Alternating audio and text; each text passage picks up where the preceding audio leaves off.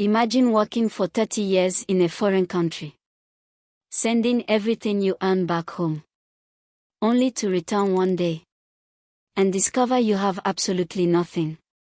This is the story of Adewale, the man who trusted his family and lost everything. The harmattan wind carried dust through the narrow paths of the village, settling gently on rooftops and resting quietly on the leaves of aging trees. It was the kind of morning that felt like a beginning, though no one could quite explain why. Adewale stood at the edge of the compound, his small travel bag resting beside him. He had packed it the night before, folding each shirt carefully, as though neatness could somehow prepare him for the unknown. Inside that bag were his clothes, a few documents, and something far heavier, expectation. Behind him, his mother moved slowly, her wrapper dragging lightly across the sandy ground. Her eyes had not left him since dawn. "You will write," she said, not as a question, but as something she needed to believe. Adewale nodded. "I will, Mama." But even as he said it, he knew letters would never be enough to bridge the distance he was about to create.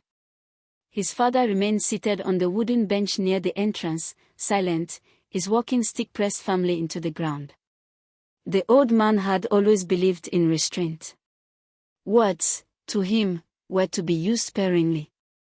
Yet this morning, even his silence carried weight. "You are not the first to leave," his father finally said. "But remember, not everyone who leaves returns the same." Adewale swallowed. "I will return better." There was a certainty in his voice that surprised even him. At 23, the world still felt conquerable. The stories he had heard of life in the United Kingdom painted pictures of opportunity, of streets that led somewhere, of systems that worked, of a life that rewarded effort. He believed in those stories. More importantly, he believed in himself. The bus ride to the city was long and restless. The road stretched endlessly, cutting through towns and fields that seemed to whisper reminders of what he was leaving behind. Children waved as the bus passed. Traders shouted over one another in crowded markets. Life moved, as it always had. But for Adewale, everything felt suspended between two worlds, one he knew too well, and one he did not know at all. By the time he reached the airport, the sun had begun its slow descent. The building stood tall and unfamiliar, its glass walls reflecting a version of him he was not yet sure he recognized. Inside, everything moved quickly. Voices. Announcements. Footsteps. It was overwhelming. He clutched his documents tightly, afraid that letting go, even for a moment, might undo everything. When his flight was finally called, he hesitated. Just for a second. He looked back, not because he expected to see anyone, but because something inside him needed to acknowledge the finality of what he was doing. Then he stepped forward. The flight was long, filled with unfamiliar sounds and silent reflections. He did not sleep much. Instead, he thought about the life ahead. He imagined success, not in vague terms, but in detail. He would work hard. Save money. Build something meaningful. He would send money home. Take care of his family. He would return one day, not as the boy who left, but as a man who had made something of himself. That thought comforted him. It gave purpose to the uncertainty. When the plane landed, the cold hit him first. It was sharp, immediate, and unforgiving. Adewale had read about the weather, but nothing had prepared him for how deeply it would settle into his bones. He pulled his thin jacket tighter around himself, but it did little to help. Everything felt different. The air. The language. The pace of life. Even the silence carried a different weight. As he stepped out into this new world, one truth became clear. The journey he had imagined would not be as simple as he had hoped. That night, in a small, unfamiliar room, Adewale lay awake, staring at the ceiling. For the first time since he left home, doubt crept in. Not loudly. Not enough to shake him. but enough to remind him that dreams, no matter how strong, often come at a cost. Still, he closed his eyes and held on to one thought. The cold did not greet Adewale kindly, it tested him. The first weeks in the United Kingdom stripped away every illusion he had carried across continents. The streets were not paved with opportunity, they were paved with indifference. No one knew him. No one cared. He rented a small room in a crowded house where silence felt heavier than noise. The walls were thin, yet the loneliness was thick. During the day, he searched for work. At night, he questioned everything. Rejection became routine. You don't have experience. We'll get back to you. We are sorry. Each word chipped away at his confidence, but not his determination. Finally, he found work, cleaning offices at night. It wasn't what he had imagined. But it was something. The nights were long. While others slept, Adewale pushed mops across polished floors, emptied bins filled with the remnants of other people's success, and wiped desks where decisions were made that would never include him. Yet, in those quiet hours, something hardened inside him. He began to understand a truth many never speak aloud. Survival comes before success. Winter deepened. The cold seeped into his bones, but it also sharpened his focus. He worked harder. Saved more. Spent less. Every pound earned carried a purpose. Months turned into years. The struggle did not disappear, but it transformed. Adewale moved from cleaning to warehouse work, then to delivery driving. Each step was small, but forward. He learned the system. Adapted. Endured. And slowly, he began to rise.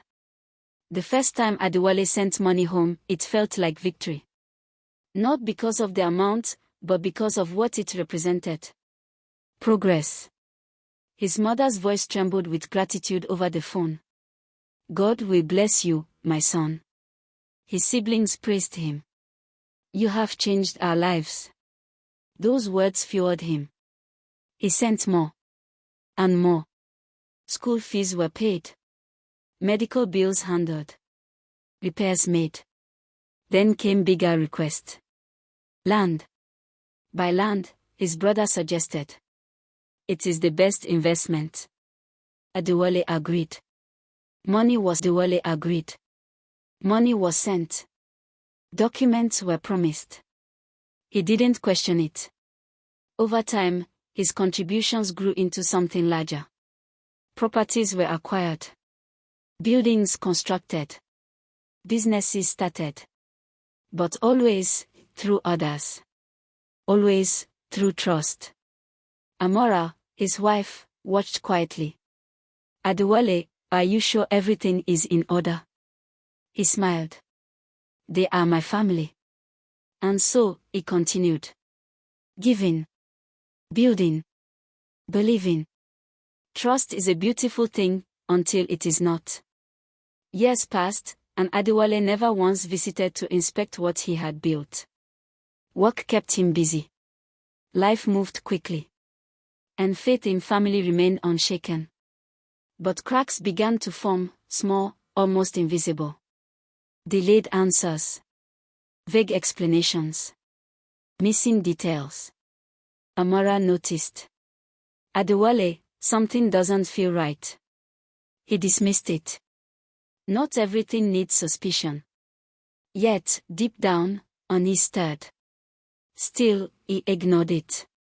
Because questioning them meant questioning everything. After decades of sacrifice, Adewale made a decision.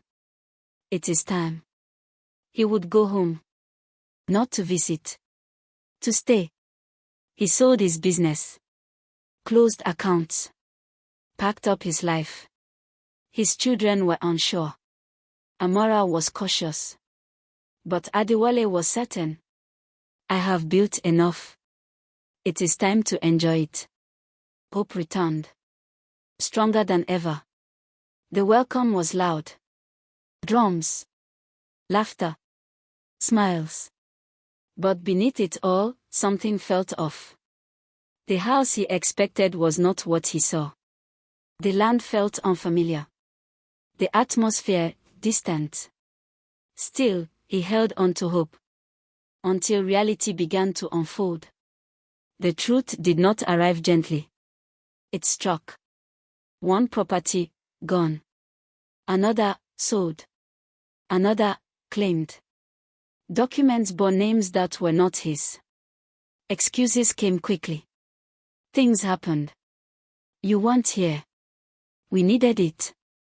Adewale stood in silence. Everything he had built. Gone. The confrontation was inevitable. You sold my life, he said.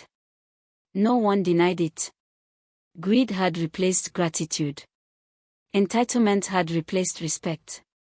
You had enough abroad, they said. That was the moment something inside him broke. Loss is not always loud. Sometimes, it is quiet. Heavy. Unrelenting. Adewale withdrew. Regret consumed him. I trusted too much. But his family, his real family, stood firm. Amora. Turned. Sobbed. We are still here, Amora said. And slowly, he began to breathe again. Rebuilding is harder than building. Because now, there is memory. Adewale started small. Work. Trade. Effort. Not the life he imagined. But a life nonetheless. One evening, watching his children laugh, he realized something. He had not lost everything. He had lost wealth. But gained wisdom. And perhaps, some journeys do not end the way we expect. Some sacrifices do not return what we give. Life lessons from Adewale's story. Trust must be accompanied by wisdom. Love and loyalty do not replace accountability. Even family relationships require clarity, documentation, and boundaries. Never outsource your future entirely. Delegating responsibility without oversight can cost you everything you've built. Silence can be a warning. Amora's quiet concerns were not doubt, they were intuition. Ignoring wise counsel often leads to regret. Wealth without structure is fragile. Building assets is not enough, protecting them legally and strategically is essential. Home is not just a place, it is people and resilience. Though Adewale lost material wealth, his true foundation, his family, remained intact. It is never too late to rebuild. Loss can redefine a person, but it does not have to end them. Generosity without limits can become self-destruction. Giving is noble, but it must not come at the expense of one's own security.